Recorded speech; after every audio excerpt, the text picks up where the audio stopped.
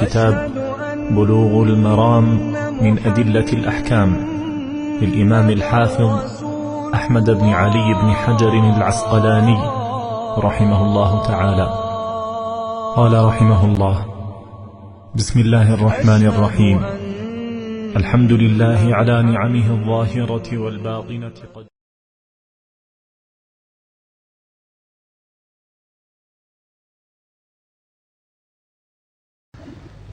بسم الله الرحمن الرحيم. إن الحمد لله نحمده ونستعينه ونستغفره ونعوذ بالله من شرور أنفسنا ومن سيئات أعمالنا. من يهده الله فلا مضل له ومن يضلله فلا هادي له، وأشهد أن لا إله إلا الله وأشهد أن محمدا عبده ورسوله. يا أيها الذين آمنوا اتقوا الله حق تقاته ولا تموتن إلا وأنتم مسلمون.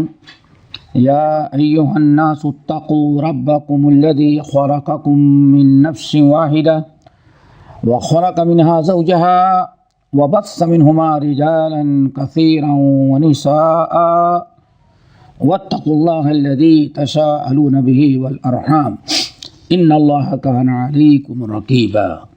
يا أيها الذين آمنوا اتقوا الله وقولوا قولا سديدا يصلح لكم أعمالكم ويغفر لكم ذنوبكم، ومن يطع الله ورسوله فقد فاز فوزا عظيما.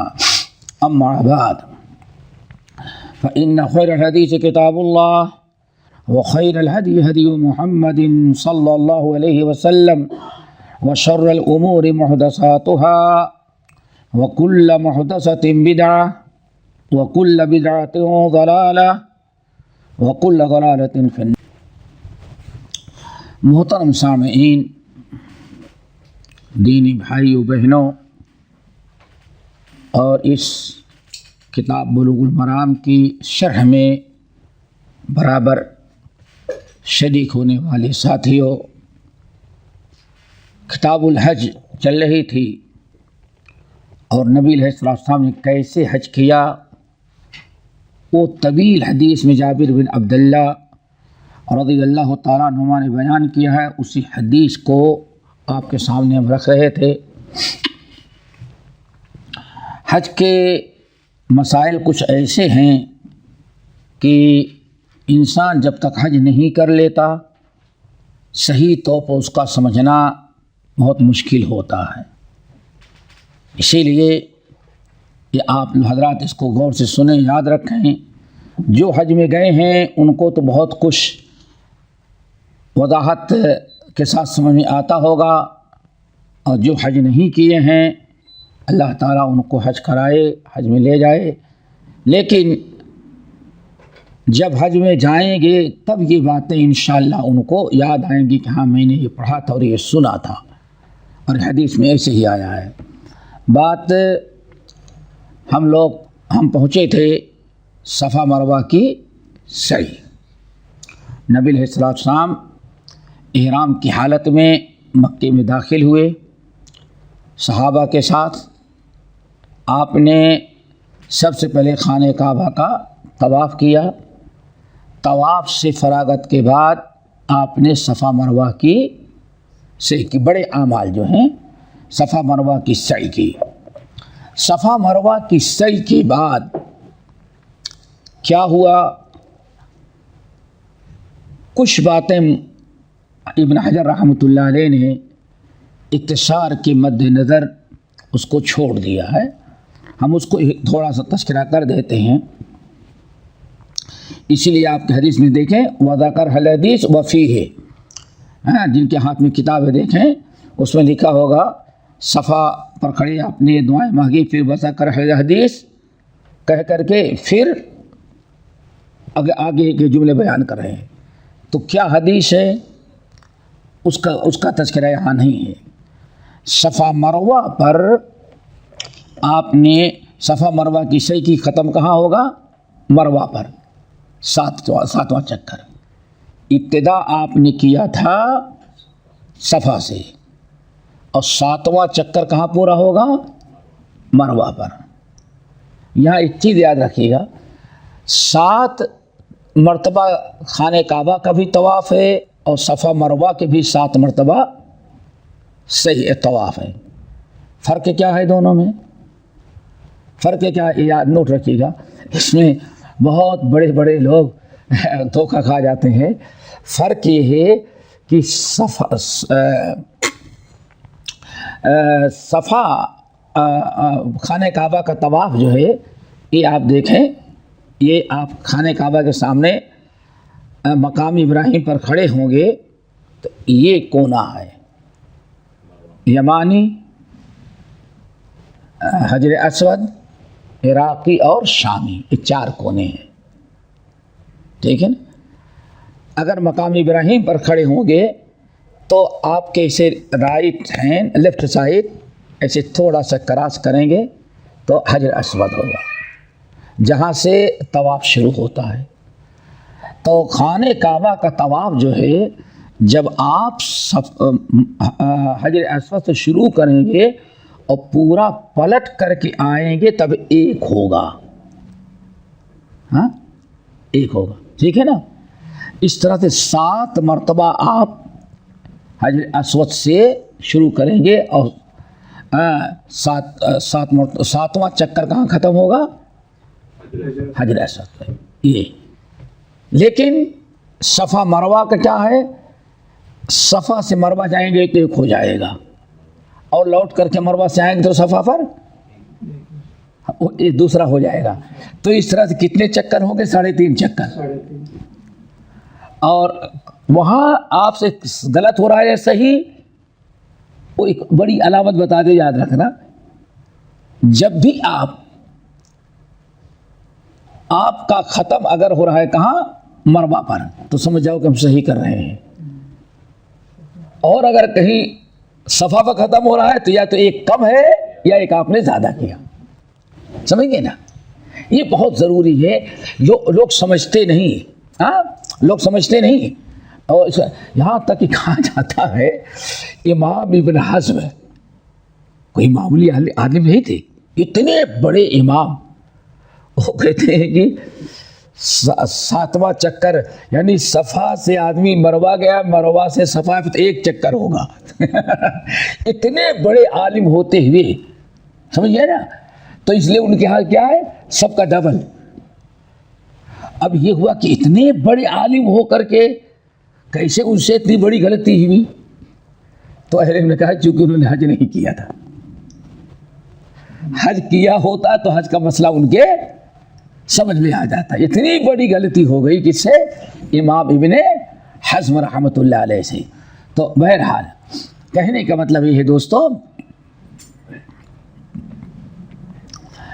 کہنے کا مطلب یہ ہے کہ ہمیں اس کا یاد ہونا چاہیے۔ چلیں، نبی علیہ السلام صفا پر مروہ پر ختم کیے نا، دیکھیں ختم کہاں کیا جائے سن لیں؟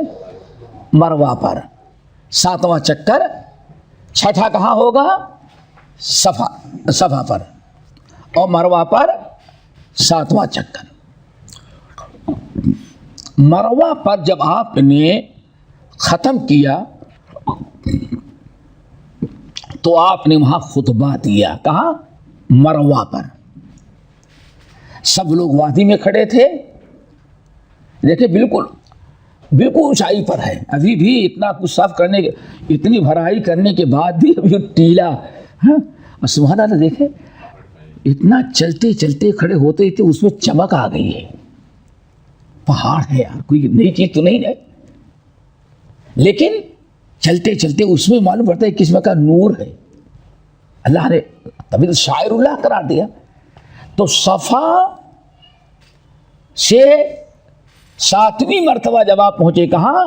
مروہ پر، تو آپ نے وہاں خطبہ دیا۔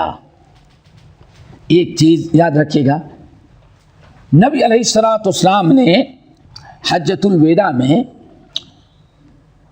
کئی مقامات ہیں جہاں خطبہ دیا ہے۔ ان میں ایک مقام تھا، دیکھیں ہوگی، احرام باندھنے کے پہلے مدینے میں یہی ہے نا، ختم الناس، پھر احرام کے وقت، اور حجر صفا سے پر آپ فارغ ہو گئے، کیونکہ عمرہ مکمل ہو گیا. عمرہ، طواف، صفا مروہ کی سعی، بال کٹانا، احرام کے بعد یہی 3 چیزیں ضروری ہیں، ہو گیا عمرہ. تو عمرے کے احکام مکمل ہو گئی. تو آپ نے خطبہ دیا. آپ اسی پہاڑی پر کھڑے تھے مروہ پر، اور وادی میں لوگ کھڑے تھے. آج کل وادی نہیں سمجھنا کہ وہاں کوئی نالا پر نالا ہے، وہ تو بالکل وہاں آدمی کا سب بھول جاتا ہے آدمی. لیکن وہ وادی ہے، یہ سب سے گہری وادی ہے. پانی جب بارش ہوتی تھی تو ادھر کا سارا پانی بہہ کر کے صفا مروہ کے بیچ سے حرم میں، اور حرم سے پھر مسفلا جاتا تھا. یہ سب سے نیچی جگہ جو ہے وہ کیا؟ حرم ہے. ہمارے والد کہتے تھے پہلی مرتبہ حج میں گئے تو کہتے ہیں کہ اتنے پانی بھر گیا تھا طواف میں، بارش ہوئی تو اتنا پانی بھر گیا تھا. تو کہتے ہیں ہم کو خوب مزہ آیا. کیوں؟ وہ تیرنا خوب جانتے تھے. تو کہتے ہیں اتنے سکون کا طواف کبھی نہیں ہوا تھا. جن کو تیرنا نہیں آتا تھا، جو پانی سے ڈرتے تو کنارے ہو گئے، اور ہم نے پانی میں طواف کیا. تو کہتے ہیں جتنا چاہو اطمینان کے ساتھ طواف کرو. تو بہت نچلی جگہ تھی. نبی علیہ السلام اوپر ہیں تو دور تک وادی میں لوگ کھڑے ہو گئے. آپ نے خطبہ دیا. خطبہ دیتے ہوئے آپ نے فرمایا دیکھو جن لوگوں نے یہ چیز یہاں حدیث میں نہیں ہے، جو لوگ ہدی لے کر کے چلے ہیں وہاں سے. ہدی کس کو کہتے ہیں؟ وہ جانور جو حاجی اپنے ساتھ مکے میں لے کے جاتے ہیں، حج میں یا عمرہ میں ذبح کرنے کے لیے، جو مکے میں اپنے ساتھ وہاں سے خریدا ہوا تو عام ہوتا ہے، لیکن پہلے پرانے زمانے میں لے کے جاتے تھے. تو جو جانور جو اس کے لیے خریدا جاتا ہے یا پالا جاتا ہے، لے کے حاجی جاتے ہیں، اس کو کہتے ہیں ہدی. تو آپ نے ارشاد فرمایا دیکھو جن لوگوں نے جانور اپنے ساتھ نہیں لائے ہیں، یہ سمجھے پہلے، بہت ضروری ہے. آپ نے اعلان کیا کہ جو لوگ اپنے ساتھ لم یسوق الہدی، ہدی یعنی جانور وہاں سے لے کے نہیں آئے ہیں، ان کو چاہیے کہ بال کٹا کر کے حلال ہو جائیں اپنے احرام سے. یعنی ان کے احرام کی انتہا کیا ہے؟ ختم ہو گئی. کن لوگوں کی؟ جو ہدی نہیں لے کے آئے ہیں، جو اپنے ساتھ جانور لے کے مدینے سے یا راستے سے خرید کے نہیں لائے ہیں، گرچہ یہاں نیت ہو ذبح کرنے کی، تو ان کو چاہیے کہ کیا کریں؟ وہ بال کٹائیں اور حلال ہو جائیں. بال کٹا لیں اور حلال ہو جائیں. اور جو لوگ بال کٹائیں اور اپنا عمرہ مکمل کر لیں، اور یہ عمرے کی نیت اپنی کر لیں کہ ہم نے عمرہ کر لیا.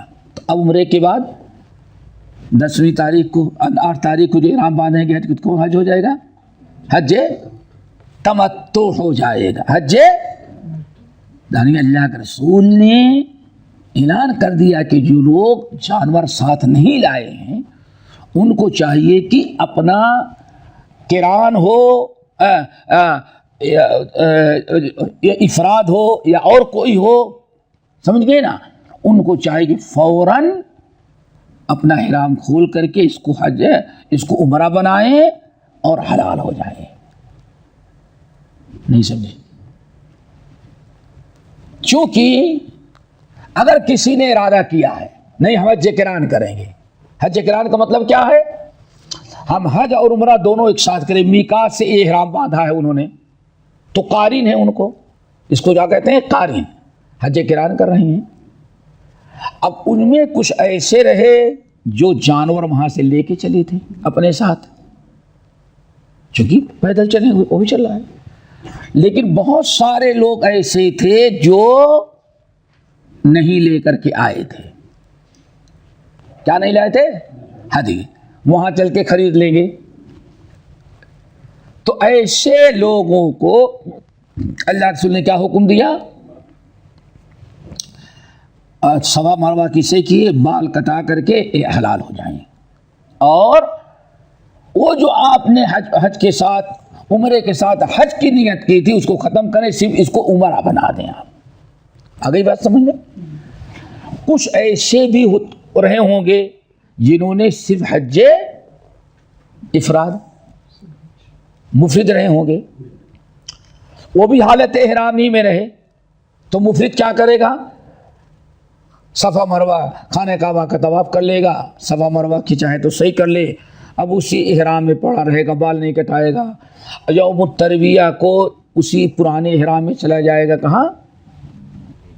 میرا چلا جائے گا حج کرنے، چونکہ حج عمرے کی نیت ہی نہیں کی ہے، یہ حج افراد ہے. تو ان لوگوں کو بھی اللہ رسول فرمایا ان کو چاہیے کہ عمرہ کر کے حلال ہو جائیں اور احرام کھول دیں. ہو گئے نا؟ لیکن جن لوگوں نے وہاں سے حج قران کی نیت سے جانور لے کے نکلے ہوئے ہیں، جانور لے کے آ رہے ہیں، ان کو چاہیے کہ وہ اپنے احرام پر باقی رہیں اور وہ بال نہ کٹائیں، وہ احرام پر باقی رہیں. اگلی بات سمجھیں. یہاں سے پتہ چلا کہ اسلام میں سب سے افضل حج حج تمتع ہے. نبی علیہ السلام نے ارشاد فرمایا لو استقبلت من امری ما استدبرت لما سقت الحدیہ. اے لوگو، اب مجھے جو حج تمتع کی فضیلت معلوم ہوئی، لو استقبلت ما استدبرت، اب جو مجھے معلوم پڑا بعد میں، یہی اگر پہلے معلوم ہو گیا ہوتا تو میں اپنے ساتھ جانور نہ لایا ہوتا. یعنی اللہ کے رسول کو اس کا مطلب ہے، جیسے بعض روایتوں میں وضاحت ہوئی، مکہ پہنچنے پر اللہ کے رسول نے جبرائیل امین کو بھیجا اور حج تمتع کی فضیلت بیان کی.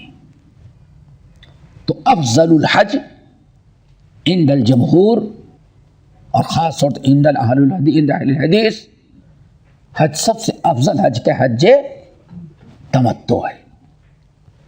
آپ نے سب کو حلال ہونے کا حکم دے دیا، جو جانور نہیں لائے تھے سب کو حج تمتع کرنے کا حکم دیا.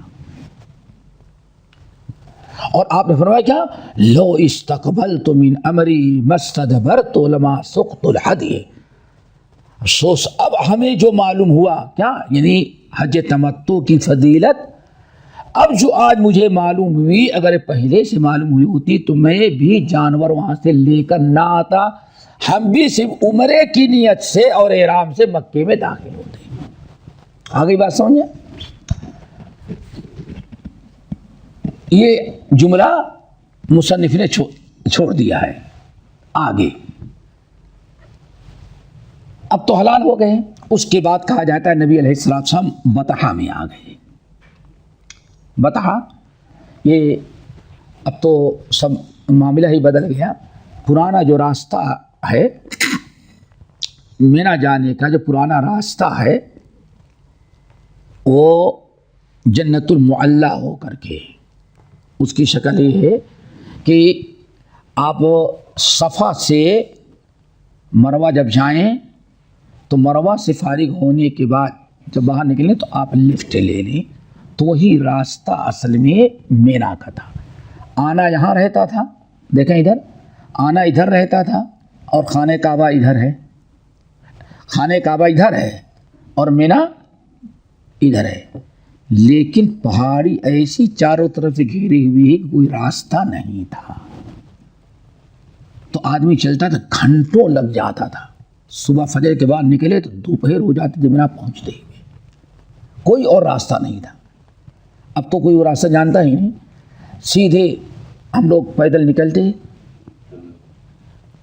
وہیں رائٹ لیفٹ لیے آگے جاتے ہوئے مسجد جن سے جنت المعلی جو مکے کا جو قبرستان ہے جس میں خدیجہ الکبریٰ وغیرہ مدفون ہیں، یہ مدینے کے قبرستان اس کا جنت البقیع نام ہے، لیکن وہاں جو اس کا نام جنت المعلی ہے.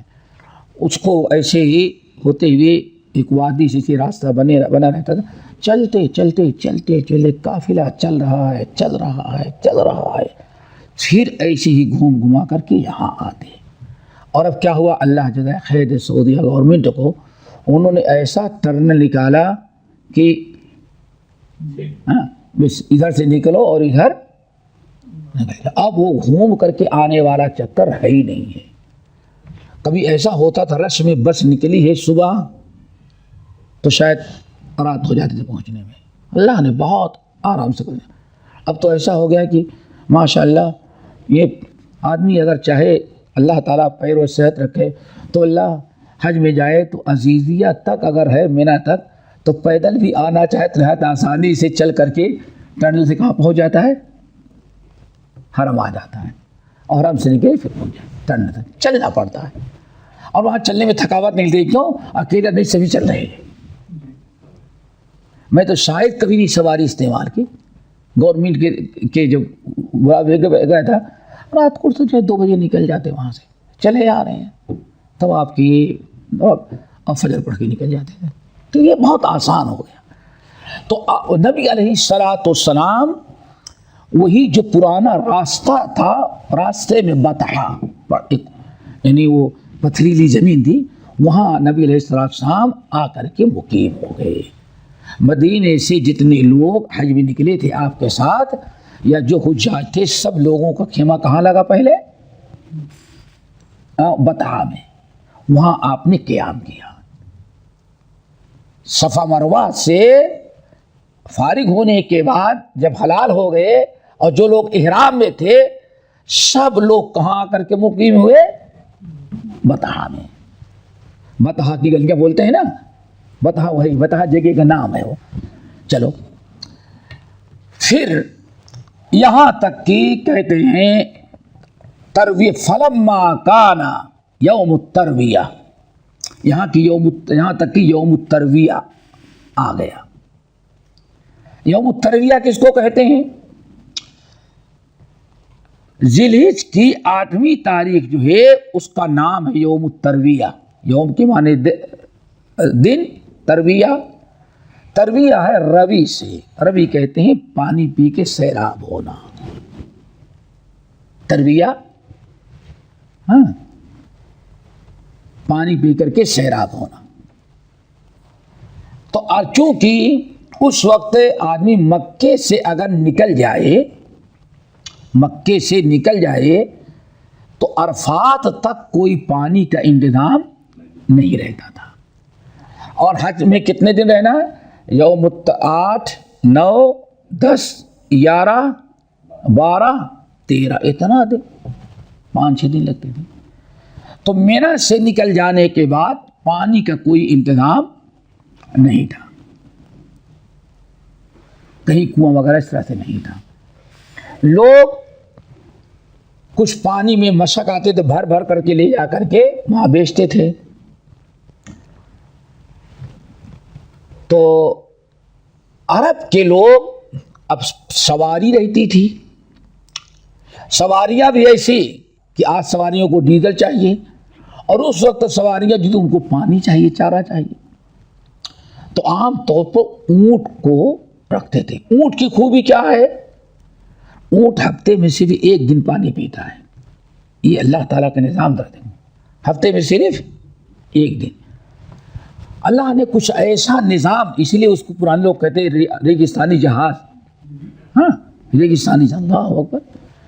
کہتے ہیں کہ ہفتے میں 1 دن اتنا پانی پی لیتا ہے پیٹ بھر کر کے، تو اللہ نے اس کی پیٹ کی پانی کی تھیلی، آج کے سمے ٹنکی کا ہو، ہاں ٹنکی اتنی بڑی بنائی ہے، پھر اس سے رگوں کے ذریعے سمجھو پائپ لائن، اونٹ کو جیسے پیاس لگتی ہے ویسے ہی پانی وہ اپنے جو اتنی ٹنکی میں بھرا اس سے ضرور لیتی رہتی ہے.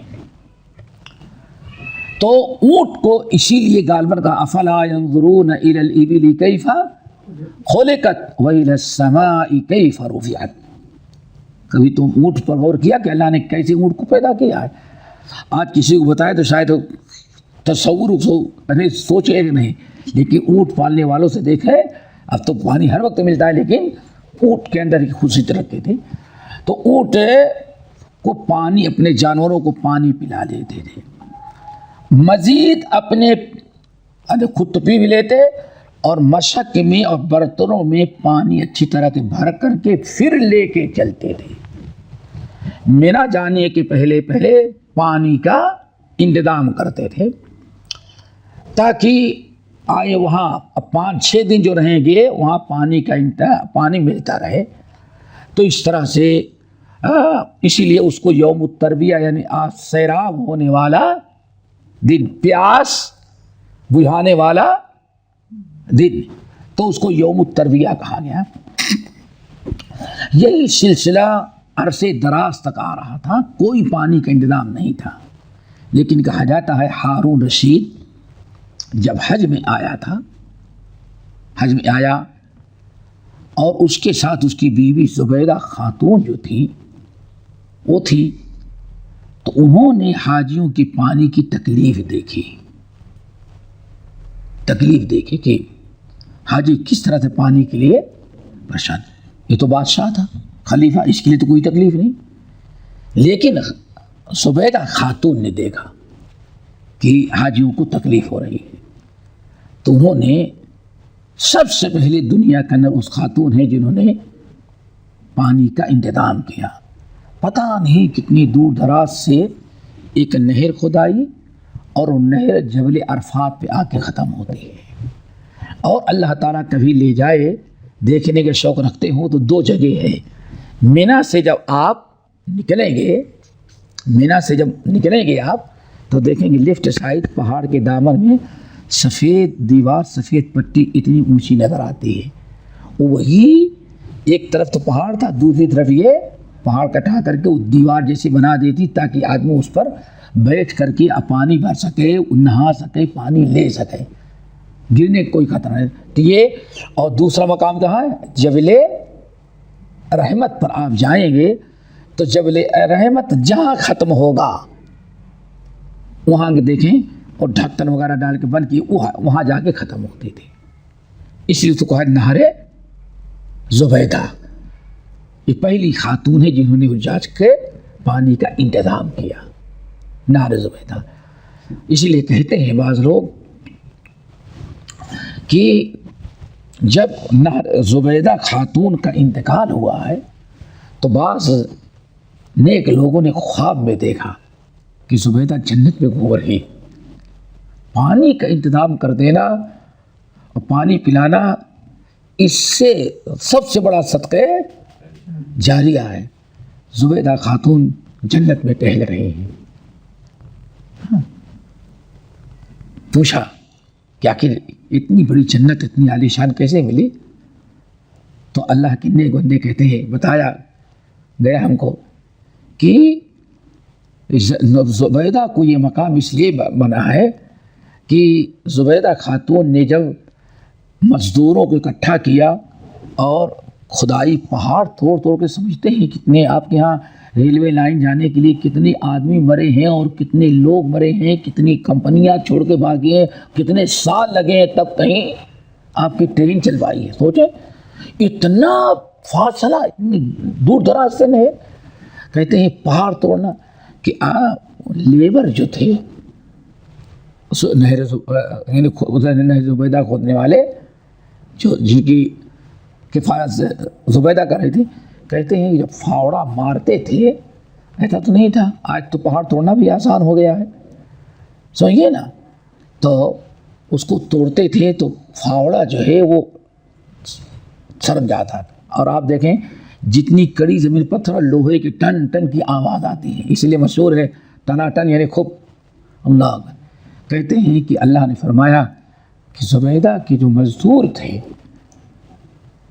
اور اس کی نیت تھی کہ حاجیوں کو، دنیا کے آنے والے حاجیوں کی تکلیف دور ہو جائے، پانی کا انتظام کریں، تو نہر سے پانی پینے کا جو ثواب اور وہ ساری چیزیں تو الگ ہیں۔ اللہ تعالیٰ نے اس کو اتنا مقام یہ دیا ہے، جو پھاوڑے مار کر کے پتھر توڑے جا رہے تھے تو پتھر سے ٹکرا کر کے جب وہ پھاوڑا، تو لوگ تو شاید نہ جانتے ہوں، دیکھیں تو پھاوڑا مارے کہ تو ادھر چلے جائے گا، کبھی نہ مارے تو پلٹ کر کے اپنا سر فوڑ لیتا ہے، آپ سمجھیے نا، بہت ہوشیاری کی چیز. کہتے ہیں اللہ کو وہ چیز بہت پسند آئی کہ اتنی تکلیف کے باوجود زبیدہ لیبروں کو بڑی سے بڑی تنخواہ دے کر کے پانی کے انتظام کروا رہی ہے. تو یہ نہر زبیدہ جو تھی اب تو اس کی ضرورت ہی نہیں، لیکن ابھی آپ دیکھیں یہ تقریباً سمجھے کہ میں سمجھتا ہوں یہ 1961-62 تک تو میں جانتا ہوں کہ پانی اس میں تھا، پانی تھا. ہمارے تایا بتاتے تھے، ہمارے تایا بہت دور اندیش تھے، پانی کی بڑی تکلیف تھی. تاریخی تو بتا رہے ہیں تاکہ معلوم آئندہ کبھی بھی آپ جا کر کے دیکھیں تو پانی خریدنا پڑتا تھا. اور یہ بدو جو ہے پانی گدھے پر لاد کر کے لاتے اور کیا کرتے وہ بیچتے تھے. اب حاجی بیچارہ لٹا مارا، کیونکہ 3.5 شاید تم نہیں جانتے ہوگے بھائی، جانتے ہوگے انڈیا سے حاجی جاتے تو 4 مہینے 3 3.5 مہینے 4 مہینے والا تو میں نے دیکھا ہے، 6 مہینے والا تو میں نہیں دیکھا ہے. 6 مہینے تک بہت جلدی ہوتی تو 4 مہینے، یا وہ بھی بہت سفارش کے بعد، حج کے بعد کسی کوئی مر گیا اس کی سیٹ خالی ہو گئی تب اللہ اکبر تو پیسہ خرچ ہو جاتا تھا. تو ہمارے تایا کہتے ہیں کہ پانی اب خریدنا بہت بھاری پڑتا تھا. کہتے ہیں میں نے سوچا کہ آخر یہ گدھے پر بھر کے لاتا ہے تو پانی کہیں ہوگا، اسی لیے بھر کے لاتا ہے بیچتا ہے. کہتے ہیں پوچھتے تو بتاتا نہیں، بدو تھے. کہتے ہیں ایک دن میں نے پیچھا کیا، وہ بہت عجیب دماغی آدمی تھے ہمارے تایا، پیچھا کیے پیچھے کہا خوب دور تک، کہا کہ جاتے جاتے دیکھا کہ نہر زبیدہ ہے. وہ سمجھے نا، نہر میں پانی بہتا رہتا تھا اور بدو وہاں سے بھرتا فری کا پانی اور لا کر کے یہاں بیچتا تھا. کہا کہ میں نے تو دیکھ لیا کہ پانی کہاں سے لاتا ہے، تو لا سکتا ہے تو میں بھی لا سکتا ہوں. تو ہمارے تایا کہتے میں بھی ایک مرتبہ جتنے برتن تھے سب لیا اور گئے. کہنے لگے بھرنے لگا تو فوراً بدو آ کے ہم کو روک دیے. کہتے ہیں لا لا لا لا لا، کہتے ہیں کچھ نہیں.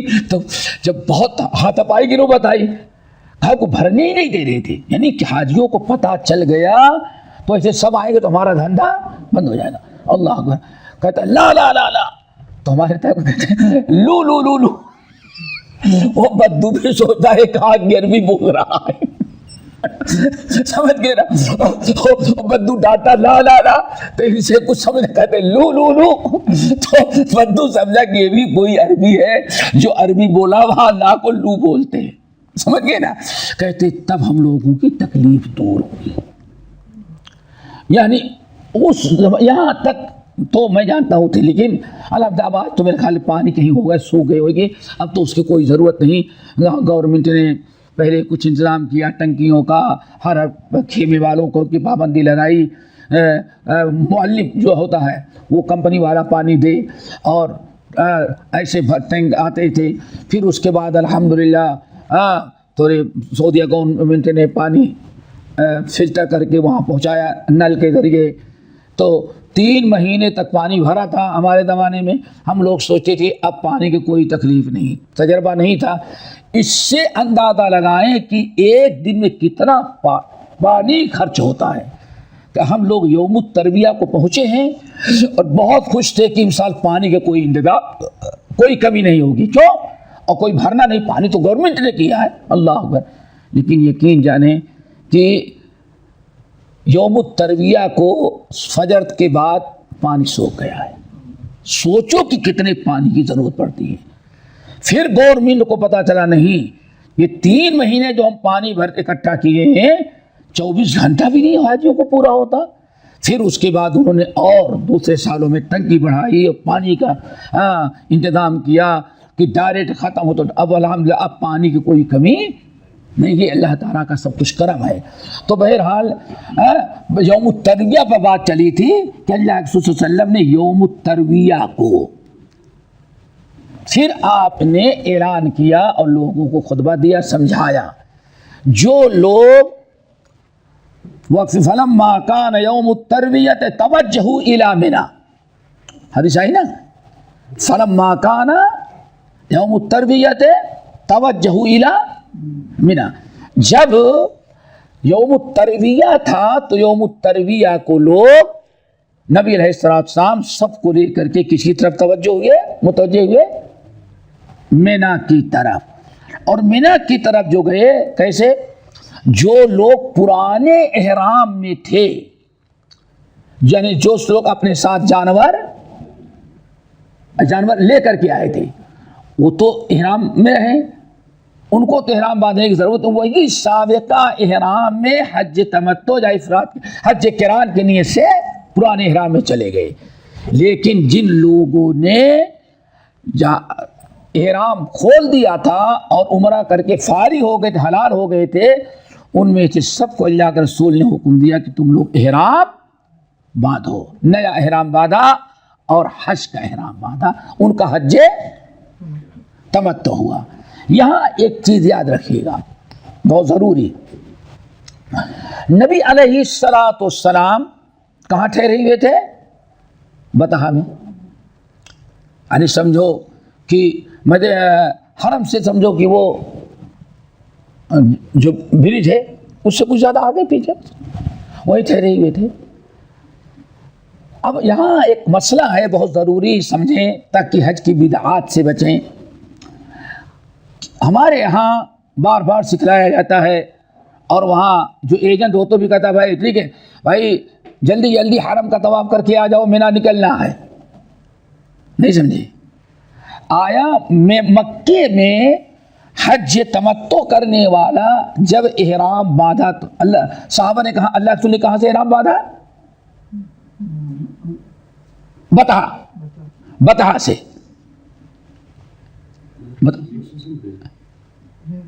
اللہ حکم جو دیا کہاں سے؟ بطحا سے احرام باندھے. اللہ رسول کے بارے میں بہت اختلاف ہے اس سلسلے میں کہ وہی تھا کہ قارین تھے، متوتر تھے، لیکن اسے آپ کہہ رہے ہیں کہ جو یہاں حدیث ہے اس کے روح سے آپ چاہتے ہو جو اللہ کے رسول نے حکم دیا جو لوگ حلال ہو چکے احرام کھول چکے تھے وہ نیا احرام باندھ کر کے مینا کی طرف جائیں. اللہ کے رسول نے کسی کو نہیں کہا خانہ کعبہ کا طواف کر کے آ جاؤ پھر جاؤ. نہیں سمجھے؟ آج یہ نادان جھوٹے معلم حاجیوں کو پریشان کرنے کے لیے سب کو کہتے ہیں جاؤ احرام حج کر کے آ جاؤ، عمرہ کر کے آ جاؤ، طواف کر کے آ جاؤ خانہ کعبہ کا، چونکہ فوراً نکلنا ہے. وہ احرام باندھ کر کے وہاں چلے جائیں. اللہ کے رسول پلٹ کر کے عمرہ کرنے کے لیے نہیں آئے صحابہ کرام.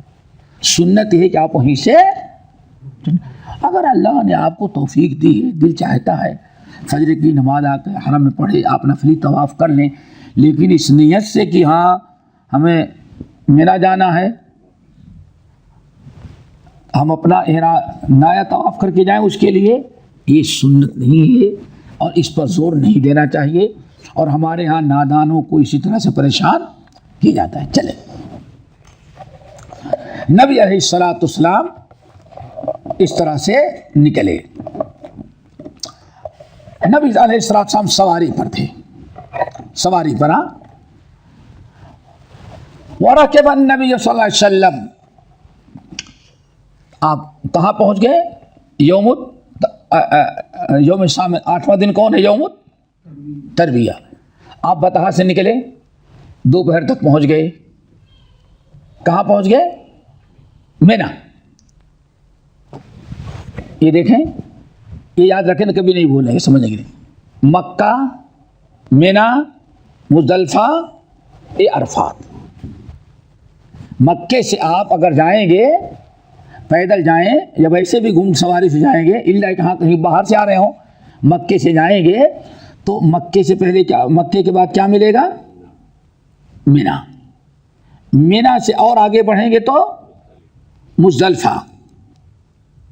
مزدلفہ سے اور آگے بڑھیں گے تو عرفات.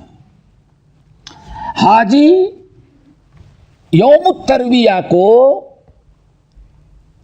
مینا میں جا کر کے ٹھہرے گا. نبی اسلام نے اس لیے ایسے کیا، نبی علیہ السلام نے کیا کہ عرفات پہنچنا دوسرے دن آسان ہے کہ کافی راستہ طے ہو جاتا ہے. کافی راستہ طے ہو گیا نا. مکے سے ڈائریکٹ عرفات جانا طویل سفر ہے، بڑا لمبا. تو اسلام نے ایک آسانی حاجیوں کے لیے مسنون یہ قرار دیا کہ 8 کو کہاں پہنچ جائیں؟ مینا. وہاں رہیں، وہاں دن گزاریں، پھر رات گزاریں، اور فجر کے بعد پھر کہاں جائیں؟ وہ عرفات. تو عرفات تک جانے کے لیے اسٹاپ ہو جائے گا، 2 سفر ہو جاتا ہے. آدمی رات کو سو لیا، آرام کر لیا، فرصت ملی، بہت آسانی سے. تو نبی علیہ الصلوۃ والسلام مینا آئے سواری کر. فصلی بها الظہر والعصر والمغرب والعشاء والفجر. 5 نمازیں اللہ کے رسول نے پڑھی، ظہر، عصر، مغرب، عشاء اور فجر. 24 گھنٹے کی نماز آپ نے مینا پڑھی. یہاں ایک چیز یاد رکھیے گا اچھی طرح سے، مینا میں حج کے بعد عرفات کے واپسی میں بھی ٹھہرنا ہے 3 دن، اور جانے کے پہلے بھی 1 دن ٹھہرنا ہے. لیکن دونوں میں بڑا فرق ہے، دونوں بڑا فرق ہے.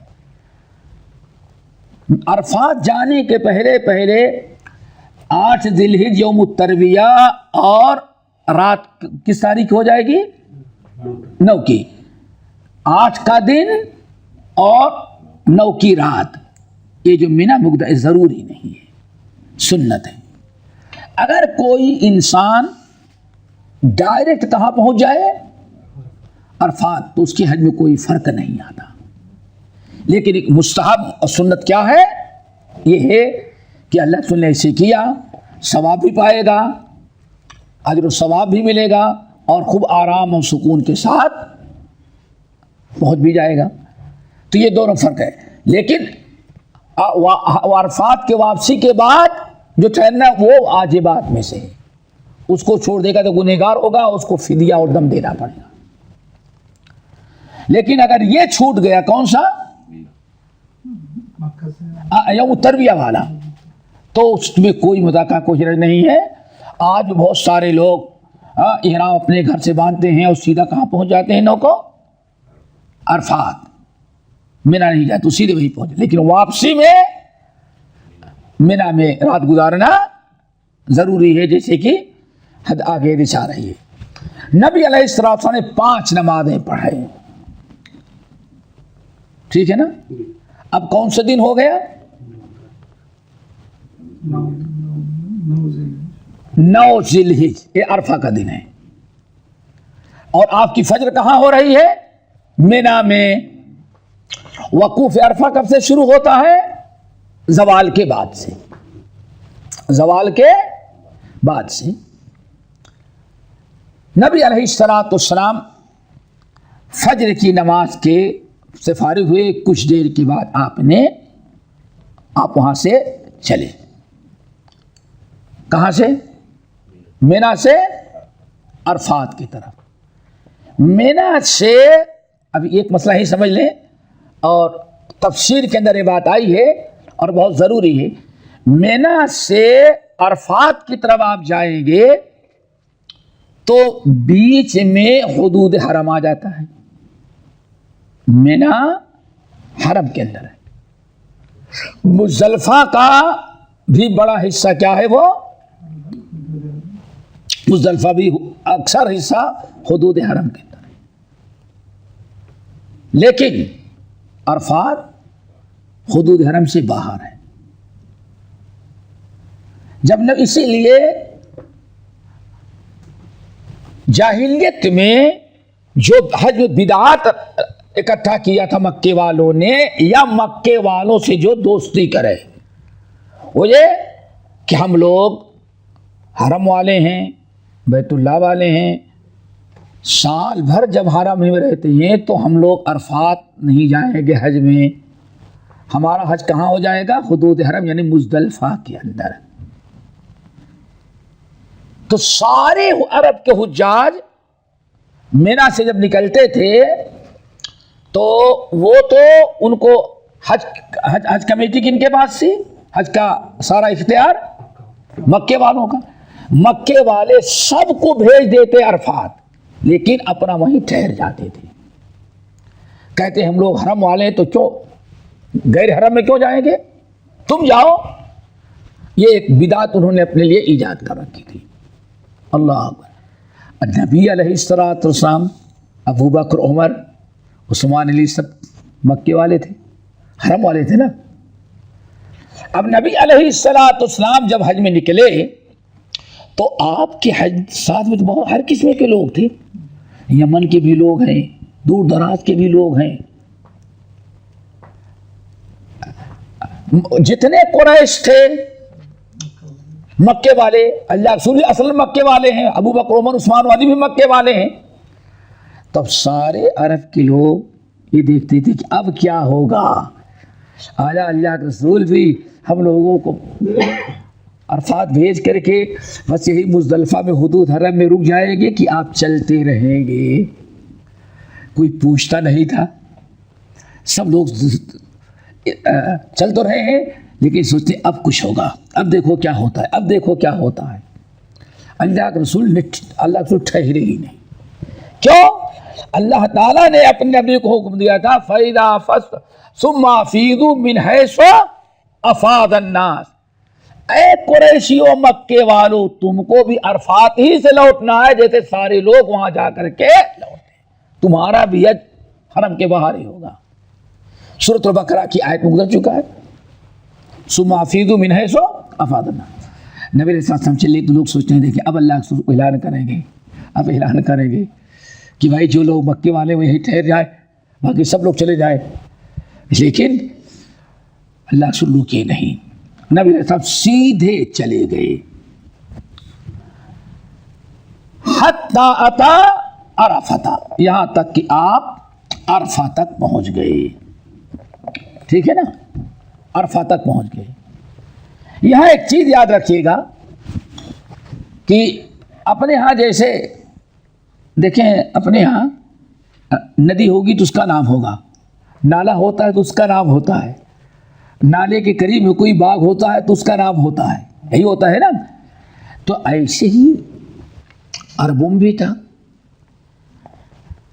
نبی علیہ الصلوۃ والسلام جب مزدلفہ سے مینا سے پار کیے، وادی محصر پار کر گئے. وادی محصر اس وادی کو کہتے ہیں مینا اور مزدلفہ کے بارڈر پر پڑتی ہے، جہاں ابرہا کا ہاتھی آ کر کے روک لیا تھا اللہ نے، وہ آگے نہیں بڑھ سکا، بیٹھ گیا تھا. اس کو وادی محصر، بورڈ لگا رہتا ہے، سب نشانیاں موجود ہیں، بورڈ لگا رہتا ہے. تو نبی علیہ السلام سب پار کرتے ہوئے نکل گئے. کہاں؟ عرفات کے قریب پہنچے. جب عرفات کے قریب پہنچے تو فوجد القبۃ قد ضربت له بالنامرہ. تو نبی علیہ السلام وہاں پہنچے تو دیکھا کہ وادی نمیرہ میں خیمہ آپ کے لیے لگایا گیا ہے. نمیرہ کیا نام ہے؟ نمیرہ ایک وادی تھی، اس وادی میں خیمہ نصب کیا گیا ہے تاکہ نبی علیہ السلام آئیں تو اسی خیمے میں آرام کریں گے. آپ اونٹ سے اترے اور سیدھے خیمے میں چلے گئے. خیمہ کہاں تھا؟ وادی نمرہ میں. مورخی نقل کرتے ہیں پہلے ایک گاؤں تھا، وہاں آبادی تھی. اب تو کوئی آبادی کا نام نشان نہیں رہ گیا، ختم ہو گئی. لیکن ایک زمانے نبی علیہ السلام جب آئے ہیں تو وادی نمیرہ وہاں آبادی تھی، خیمہ لگا دیا گیا تھا وادی میں. اسی وادی میں آپ نے خیمے میں جا کر کے آرام کیا. اس سے پتہ چل گیا کہ کچھ لوگ یعنی سر پر کوئی چیز ٹچ کر کے باندھو نہیں، اور سر سائے کے لیے اوپر کوئی چیز ہے تو کوئی حرج نہیں. جہالت کا عالم یہ ہے، کچھ لوگ چھتری دیتے ہیں تو اتنا اوپر اٹھاتے ہیں، ہے نا، اور اس سے بڑے بیوقوف ہیں کہ گاڑی بھی چلتے ہیں تو چھت کھولنے والی اس کو نکلوا دیتے ہیں تاکہ ورنہ حج خراب ہو جائے گی. کیوں؟ سر اور آسمان کے بیچ میں آڑ بن گیا. بیوقوفی جہالت حماقت. چھتری استعمال کریں یا کوئی گاڑی ہو, نبی علیہ السلام خیمے میں وقت گزارے. یہ وادی نمرہ میں آپ لیٹ کر آپ آرام کیے وہاں وادی نمرہ میں, اور لوگ انتظار کر رہے تھے, لوگ اپنا اپنا ٹھکانہ بنا رہے تھے. حتی اذا زاغت الشمس, یہاں تک کہ جب سورج ڈھل گیا. زاغا یعنی جھک گیا, زوال ہو گیا, یعنی ظہر کا وقت ہو گیا. جب تک ظہر کا وقت نہیں ہوا تھا آپ کہاں آرام فرما رہے تھے؟ وادی نمرہ میں خیمے کے اندر. جب زوال ہوا تو آپ وہاں سے نکلے. امر بالقصوى, آپ نے اپنی قصوہ نامی اونٹنی منگائی اور اس پر آپ بیٹھے اور عرفات کی طرف چلے. عرفات کی طرف چلے. فاتا بطن الوادی, تو آپ وادی کے ایک پیٹ میں آئے, یعنی وادی کے اندر اتر گئے. اس وادی کا نام وادی ارنا ہے, یاد رکھیے گا. وہاں کبھی جائیں گے خوب غور سے دیکھیں گے, بھیڑ بھاڑ سے ذرا نکل کر کے تب سمجھ میں آئے گا. پہلے آپ کہاں ٹھہرے تھے؟ وادی نمرہ میں. زوال کے بعد آپ وادی نمرہ سے نکل پڑے. سواری آپ کو لے کے چلی یہاں تک کہ آپ وادی ارنا, عین اور ارنا, آپ وادی ارنا میں کھڑے ہو گئے. وادی ارنا یہ عرفات اور وادی نمرہ کے بیچ میں دوسری وادی ہے. پہلی وادی جہاں ٹھہرے تھے کیا تھا؟ نمرہ. پھر وہاں سے آپ آگے بڑھے تو وادی ارنا میں آپ نے قیام کیا. وادی ارنا میں آپ نے جب وہاں آپ نے قیام کیا, وہاں پہنچے تو آپ نے مؤذن کو اذان کا حکم دیا. ابھی عرفات نہیں ہے نا. وادی نمرہ اور وادی ارنا, سمجھو مزدلفہ کی بارڈر پار کرے کیا آپ نے, اور جب عرفات کے قریب پہنچے گے تو پہلے وادی نمرہ, پھر وہاں سے نکلے گا وادی ارنا, پھر اس کے بعد عرفات شروع ہوگا. یعنی یہ دونوں وادیاں جو تھی عرفات سے پہلے آپ نے آرام کیا وادی نمرہ میں, پھر وادی ارنا میں پہنچے تو آپ نے حکم دیا اذان کا. اذان دی گئی اور آپ نے اذان کیا. وادی پہنچے تو آپ نے وہاں خطبہ دیا, جس کو کہتے ہیں عرفات کا خطبہ. کہاں دیا؟ ہم لوگ عام طور پر عرفات کا خطبہ, یہ عرفات کا خطبہ نہیں تھا, عرفات کے دن کا خطبہ تھا, لیکن مقام کیا تھا؟ وادی ارنا.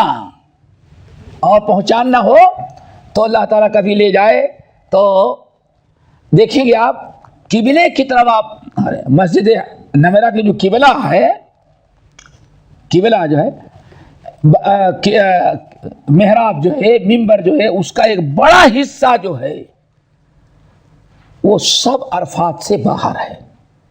وادی ارنا اور نمرہ کا حصہ, اسے اس کو مسجد نمرہ کہتے ہی ہے. مسجد نمرہ بولتے ہیں.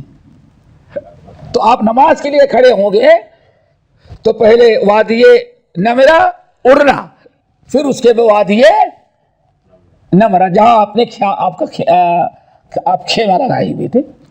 تو اس طرح سے آپ نے خطبہ دیا, یعنی عرفات کا خطبہ جس کو کہتے ہیں. اور پھر اس کے بعد اذان ہوئی اور اذان کے بعد نماز پڑھائی گئی. اسی پر بات وقت ختم ہوا. انشاءاللہ مزید تفصیلات اگلے ہفتے. اقول قولی ھذا واستغفر اللہ من کل ذنب واتوب الیہ. ہمارے چینل کو سبسکرائب کیجیے اور بیل آئیکن کو دبانا نہ بھولیے تاکہ آپ کو نئی ویڈیو برابر ملتی رہیں. لائک اور شیئر کرنا نہ بھولیے.